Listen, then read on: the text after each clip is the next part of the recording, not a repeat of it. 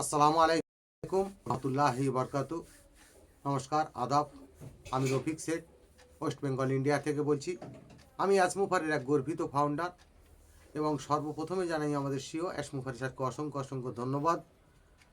তাই যে সকল ফাউন্ডারশিপ নিয়েছেন, ভাবছেন হয়তো আমাদের জায়গা অন্য জায়গায়, সাধারণ মানুষের কাছে চলে যাবে, ফাউন্ডারদের জায়গা থাকবে, সেটা অ্যাসমুফারে করেই রেখেছেন।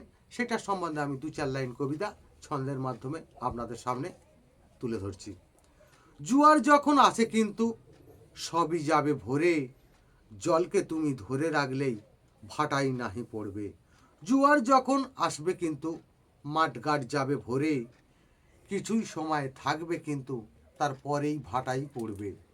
জোয়ার তুমি ধরে রাখলেই অনেক ফসল পাবে, জোয়ারকে তুমি ছেড়েই দিলে অনেক ফসল কমবে।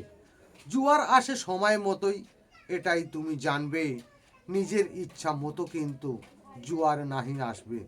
প্রথম জোয়ার ধরে রাখলেই অনেক ফসল বাড়বে, দ্বিতীয় জোয়ারে চাষ করলে আমাদের পিছনে থাকবে।